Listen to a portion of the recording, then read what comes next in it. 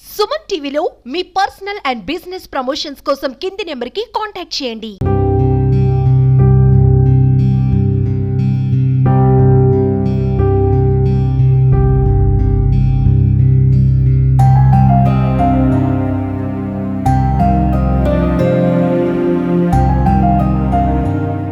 Welcome to Suman TV. నేను మీ ఈశ్వర్ కొక్కంటి.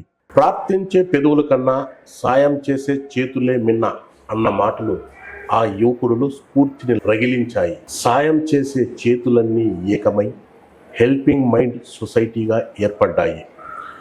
ఈ సంస్థ ఆధ్వర్యంలో రక్తదాన శిబిరాలు, కరోనా సమయంలో ఎంతోమందికి సేవా కార్యక్రమాలు, అన్నార్తుల ఆకలి తీర్చేందుకు ఫుడ్ బ్యాంకుల ఏర్పాటు, స్నేక్ క్యాచర్ వందలాది పాములు పట్టుకుని అడవుల్లో వదటాలు, ఇలా ఒక్కటి కాదు చెప్పుకుంటూ పోతే ఈ సంస్థ చేపట్టిన కార్యక్రమాలు మదనపల్లె పట్టణ ప్రజల గుండెల్లో నిలిచిపోయాయి. అది మరేంటో కాదు, మదనపల్లె హెల్పింగ్ మైండ్ సొసైటీ.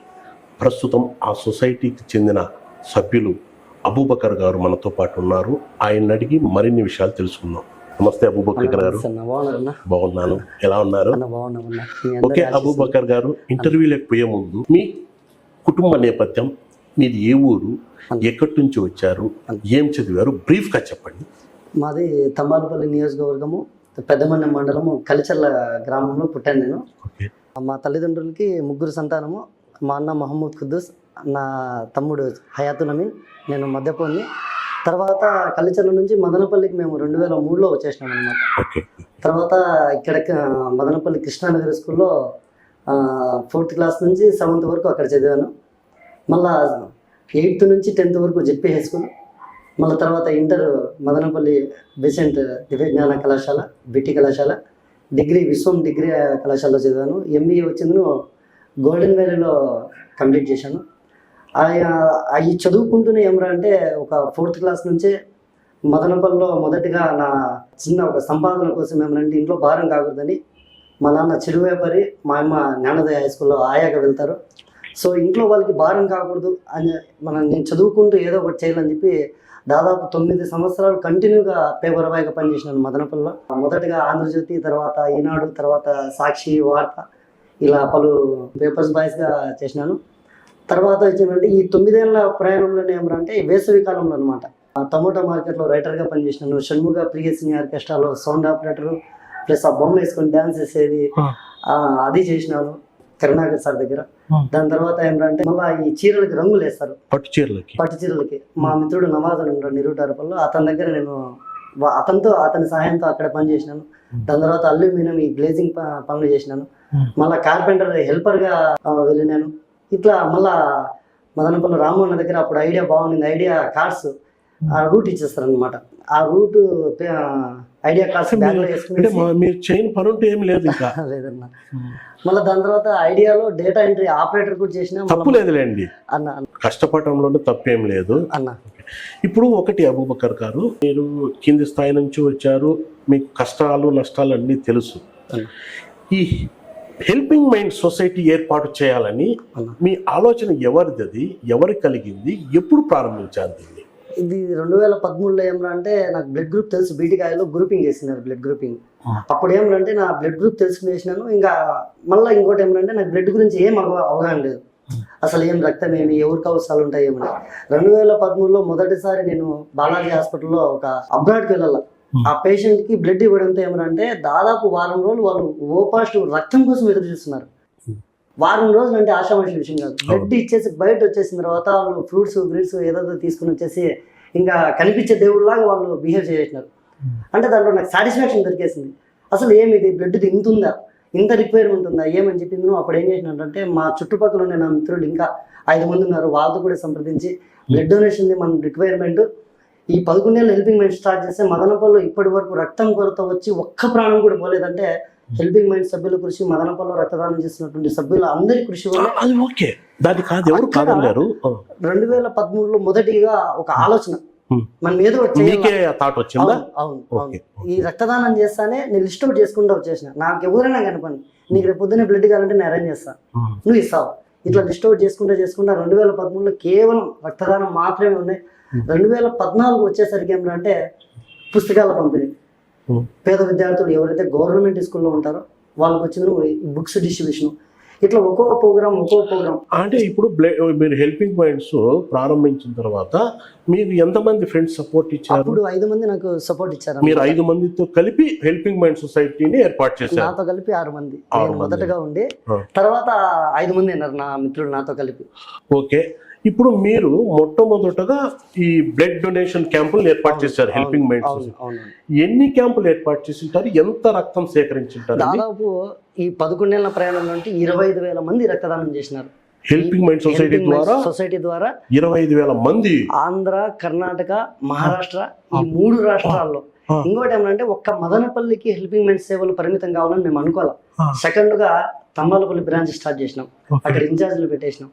తర్వాత గురుంకొండ, అంగల్లో, కోసారపల్లి, బీకొత్తకోట, కలిచెర్ల, ముసలికొండ, పెద్దమన్యము, పుంగునూరు, పీలేరు, కలిగిరి, తిరుపతి, బెంగళూరులో 2 బ్రాంచ్లు, మహారాష్ట్రలో సాంగ్లీలో 1 బ్రాంచ్, ఇట్లా దాదాపు మళ్ళా ములకల చెరువు రీసెంట్గా, ఓడిసి, ఇట్లా 28 ప్రాంతాలు ఒక్కొక్కరిని ఇన్ఛార్జీలు పెట్టుకునేసి సేవల్ని మరింత విస్తృతం చేయాల, యువత మంచి మార్గంలో నడవాలని చెప్పి ఒక చిన్న తాపాత్రయం, మా వంతు ప్రయత్నం. ఇప్పుడు మీరు చూస్తే ఆ రోజు పని చేస్తే కానీ పుట్టకూడని పరిస్థితి మనది.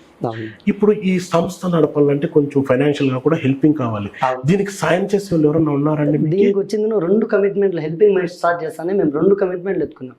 మొదటి కమిట్మెంట్ మీరు ఎక్కడైనా చూడొచ్చు, హెల్పింగ్ మైండ్స్ ఎక్కడ కూడా పెద్ద బ్యానర్లు వేసి నా ఫోటోను ఇంకోటి ఫోటో వేసి helping minds founder, helping minds incharge అని ఎక్కడ కూడా బ్యానర్లు ఉండవు. ఒకటి బ్యానర్స్ రిజెక్ట్ చేసినాం. రెండోది ఫండింగ్ విషయం వచ్చేసరికి ఎక్కడ కూడా మనం ఫండ్స్ కి పరిగెత్తకూడదు. ఎవరి దగ్గర పోయి మేము అది చేసినాం ఇది చేసినా అని చెప్పి డబ్బు ఆశించకూడదు. మనలో ఎవరైతే మేము యూత్ ఉన్నామో అప్పుడు ఏమన్నా 500, 1000, 100 ఇట్లా స్టార్ట్ చేసుకుంటూ వచ్చి ఇప్పుడు నెలకు వచ్చిందను 500, 1000 అని చెప్పి ఒక సపరేట్ గ్రూప్ పెట్టేసి ఒక బుక్ మెయింటైన్ చేస్తాం. మళ్ళీ వాళ్ళందరికీ ఒక గ్రూప్ మెయింటైన్ చేస్తున్నాం. దాదాపు ఈ 4 years నుంచి ఏమన్నా మంత్లీ పేమెంట్ అని ఒకటి పెట్టుకున్నాము ప్రొసీజర్.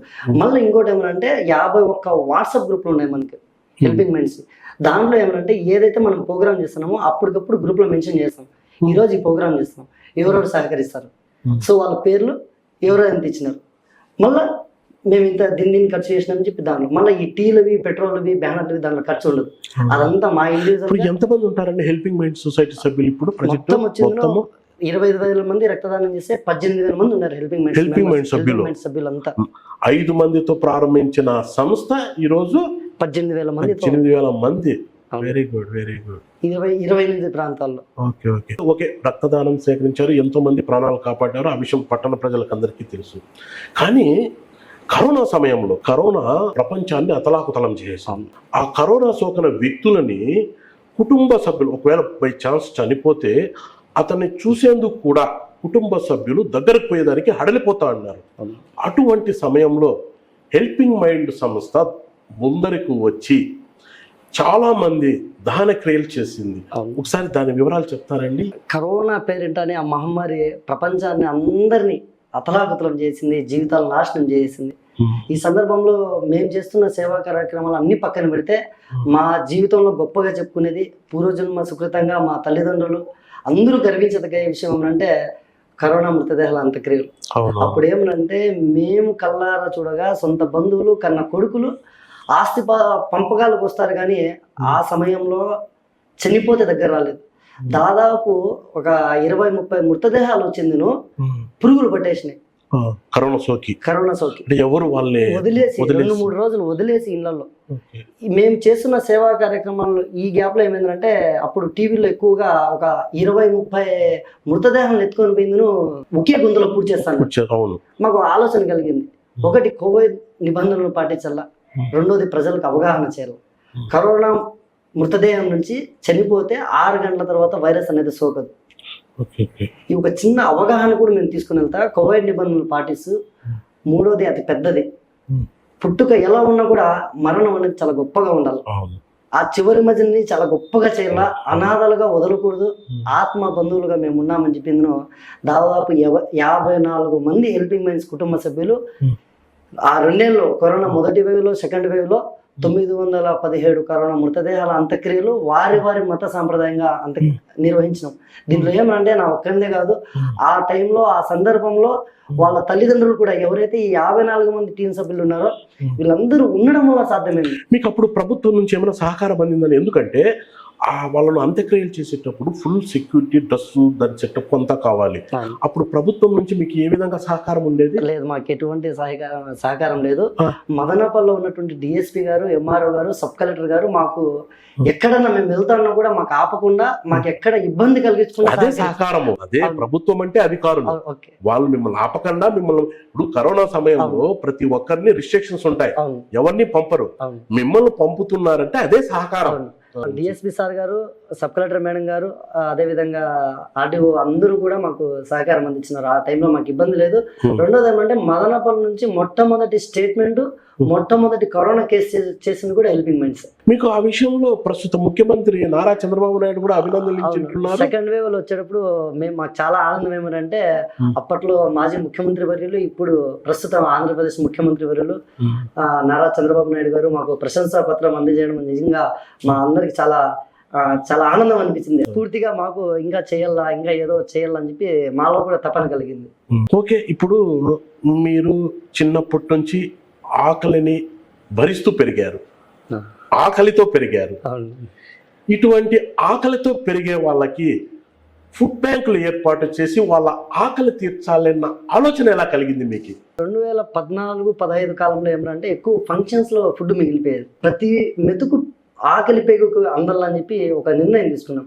ఎక్కడైనా సరే మదనపల్లిలో ఫంక్షన్లో ఆహారం మిగిలితే వృధా చేయకుండా మాకు కాల్ చేయండి, మేము వచ్చి ప్యాక్ చేసుకొని మేము పంచుతాము.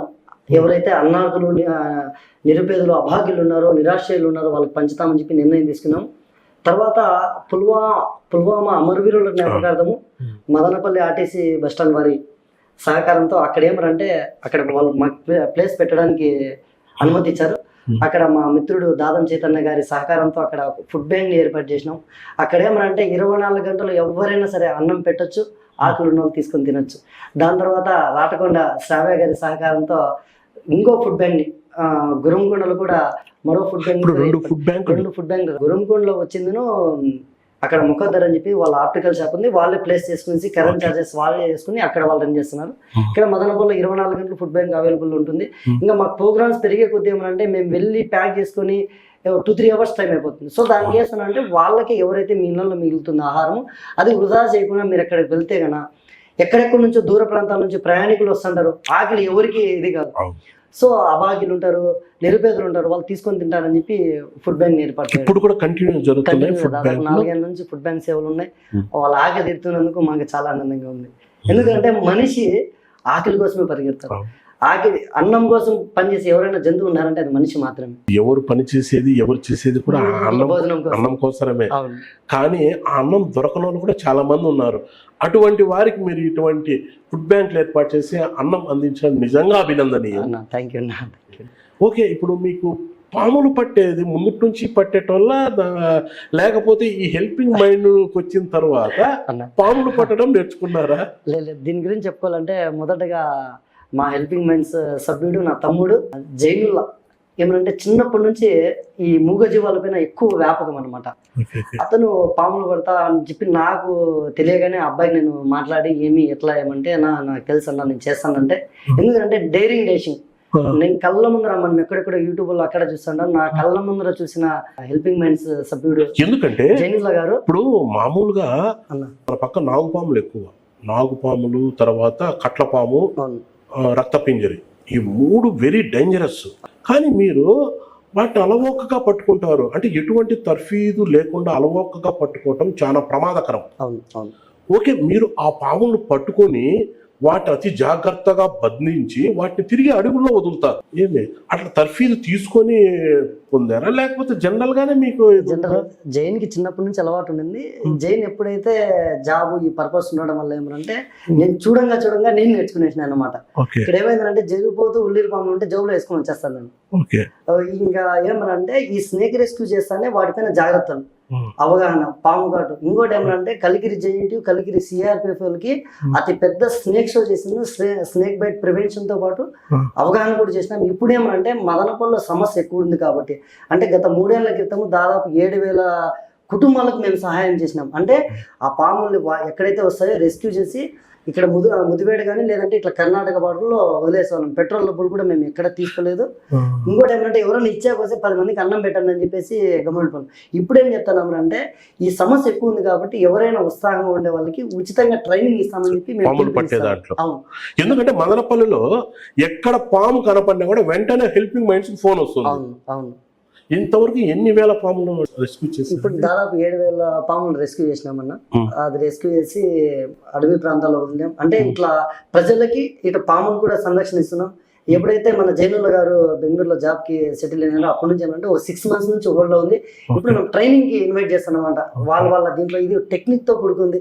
మనం ఏదో గుడ్డిగానో ఏదో వెళ్ళిపోతే కాదు, ప్రాణాలకి ఇదే ఈ మూఢనమ్మకాలని ఇది చేస్తూ ప్లస్ పాముల పైన వాటి ఆవశ్యకత, పర్యావరణంలో వాళ్ళు ఉండాల్సిన అవసరం గురించి తెలియజేస్తాయి. ఎప్పుడు వాటి కాటుకు గురి కాలేదు. మాకేమైందంటే జరిగిపోతూ ఉల్లీరు పాము బయట చేసినాయి. విషం ఉండదు కదా, దానికి విషం ఉండదు, విషరహిత పాములు అవి. ఉల్లీరు పాము గురించి చాలా మంది చెప్తారనమాట. కరిస్తానే 10 సెకండ్లలో చనిపోతారు, 10 నిమిషాల్లో చనిపోతారని. ఉల్లీరు పాము కూడా ఏం కాదు, జరిపోతూ కరిస్తే కూడా ఏం కాదు. పచ్చారు పాము అంటారు, అది కరిసిన ఏం కాదు. మనకి డేంజరస్ ఏమంటే నాగు పాము, రక్తపింజరి, కట్ల పాము. మన ప్రాంతంలో ఎక్కువగా అన్నమయ్య జిల్లాలో ఉండేటివి ఈ 3 విషం ఉండేటివి. వీటిపైన కూడా మంచి అవగాహన వీడియోస్ కూడా చేసినామంట. ఎట్లుండాలా, మన ఇంటి అవసరాలు పరిశుభ్రాలు ఏ విధంగా పెట్టుకోవాలని చెప్పి కూడా మంచి వీడియోస్ చేసినాం. దానికి కూడా ఇప్పటి వరకు మీరు ఈ రక్తదాన శిబిరాలు ఎన్ని నిర్వహించుంటారండి? దాదాపు 1000 రక్తదాన శిబిరాలు చేసినామన్నా. దీంట్లో చెప్పుకుంటే ఏమంటే గెట్ టుగెదర్ రక్తదాన శిబిరాలు అంటానే గుర్రంకొండ, హాస్లేస్, కలికిరి, కలిచర్ల ఈ 4 ప్రాంతాల్లో మొట్టమొదటి రక్తదాన శిబిరం నిర్వహించడం కూడా హెల్పింగ్ మైండ్స్.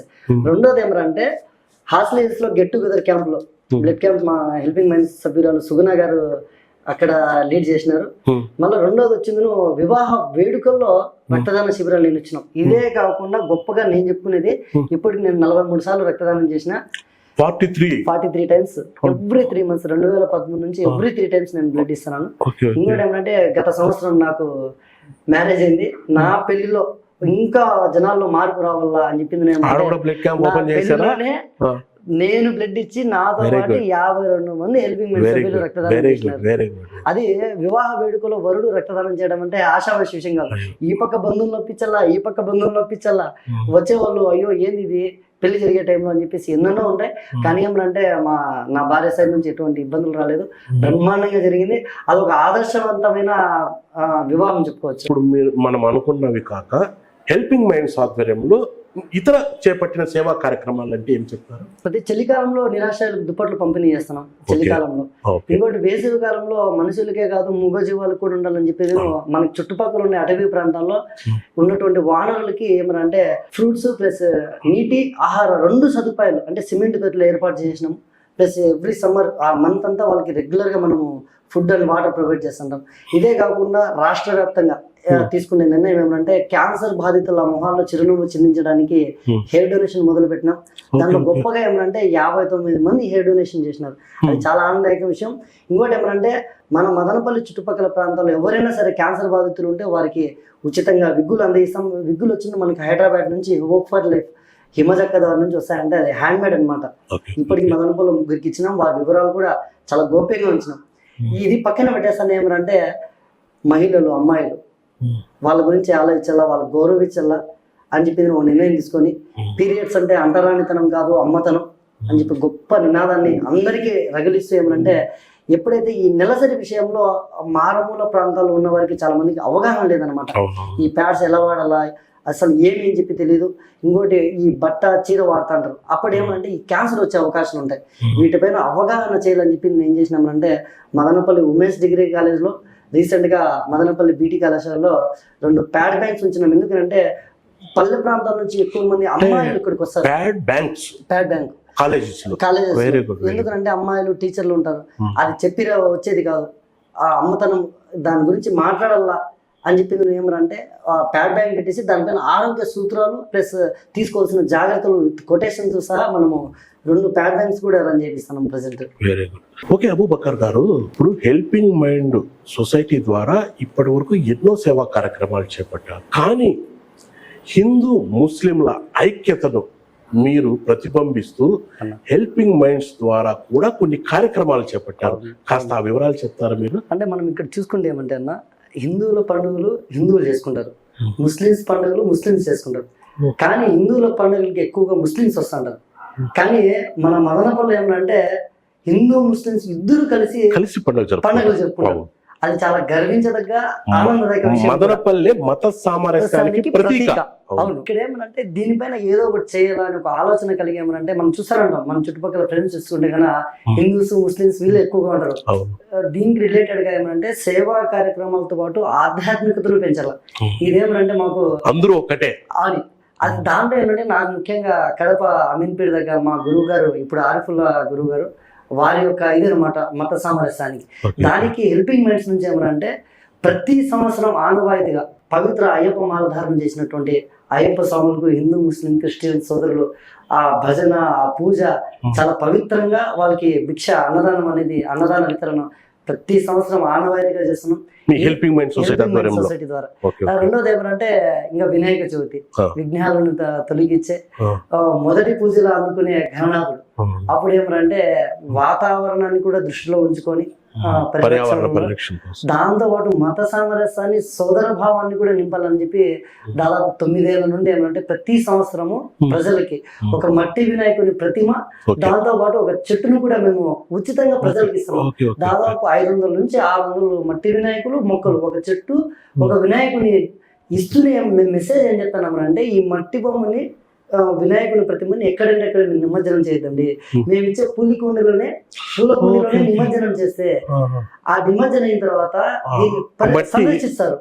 దాని తర్వాత ఏంటంటే ఇది ఆటోమేటిక్ గా పూలు ఇచ్చిన తర్వాత అది ఒకటి దేవుడికి పెట్టచ్చు, రెండోది మన తలలో పెట్టుకోవచ్చు. అది ఇచ్చే ఆశీర్వాదం కూడా దేవుడిచ్చే ఆశీర్వాదం అని చెప్పి మేము ఈ మతాలకి కులాలకి అతీతంగా ఆధ్యాత్మికత 2 సేవా కార్యక్రమాలు చేస్తాం. ఇంకా గొప్ప విషయం ఏమంటే హెల్పింగ్ మైండ్స్ 2014లో తీసుకున్న నిర్ణయం, నా కులం ఏది ఎవరైనా గట్టిగా అడిగితే కన్నా నా కులం హెల్పింగ్ మైండ్ లో ఉండే ప్రతి కుటుంబ సభ్యుని టీషర్ట్ మీద మై క్యాస్ట్ ఓ పాజిటివ్ అని ఉంటుంది. My caste O positive, my relation humanity.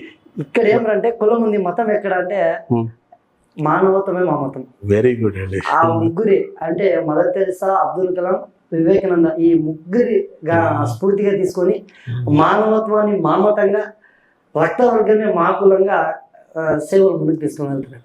Okay, ఇప్పటి వరకు హెల్పింగ్ మైండ్ సంస్థ ఎన్నో సేవా కార్యక్రమాలు చేసింది, ఎంతో మంది అభిమానాన్ని పొందింది. హెల్పింగ్ మైండ్ సభ్యులకు చాలా మంది అవార్డులు ఇచ్చారు. సార్ వాటి వివరాలు చెప్తారా? మొదటిగా ఏమంటే నేను గర్వపడేది 2016లో ఇప్పుడు సార్ లేరు, Madanapalle fine arts academy Suryanarayana sir గారు, నేను చదివిన భరతముని ఆర్ట్స్ అకాడమీని పెట్టి చాలా మంది సినీ యాక్టర్లకి అవార్డులు ఇచ్చాడు. భరతముని ఆర్ట్స్ అకాడమీ అనేది మంచి వెల్ నోటెడ్. అవును. 2013 నుంచి 15 వరకు మాకేం అవార్డ్స్ రాలా, తెలియని కూడా తెలియదు అవార్డ్స్ అంటే.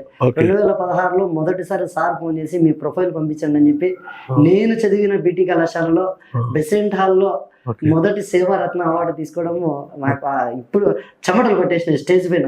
ఎంతో పెద్దోళ్ళు ఉంటే సరిగ్గా 25 ఏళ్ళు నిన్న ఎవరైనా ఉన్నారంటే నేను ఒక్కనే. ఇంకోటి ఏమనంటే అప్పట్లో సేవారత్న అంటే మదనపల్లి ఫైన్ ఆర్ట్స్ అకాడమీలో మొదటి సేవారత్న చిన్న వయసులో అందుకునే నేను ఒక్కడిని నాకు తెలిసినంత.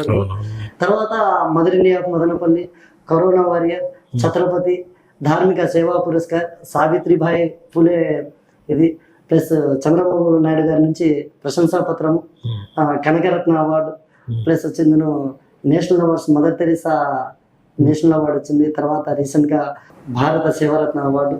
ఇవన్నీ హెల్పింగ్ మైండ్స్ కుటుంబ సభ్యులు అందరికీ చెందుతాయన్న. ఇది నా ఒక్కనే కాదు, ఒక్కటి అబూని తెలుస్తాడు కానీ మా టీం మా ఉండే రక్తదానం చేసిన, ఆర్థికంగా సహకరించిన మా టీం లేకపోతే నేను లేను.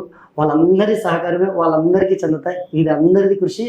ఈ అవార్డులు కూడా వాళ్ళందరికీ చెందుతాయి. ఓకే అబూ గారు, మీ హెల్పింగ్ మైండ్స్ చేపడుతున్న సేవా కార్యక్రమాలు మరింత విస్తరించాలని, మీరు మరింత మందికి సేవ చేయాలని, మిమ్మల్ని ఆదర్శంగా ఎంతోమంది యువత తీసుకోవాలని కోరుకుంటూ మీరు మా స్టూడియోకి వచ్చి మీ అమూల్యమైన అభిప్రాయాలు అందించేందుకు మీకు మరొక మారి ధన్యవాదాలు. థ్యాంక్ యూ ఈశ్వర్ అన్న, థ్యాంక్ యూ సో మచ్ అన్న.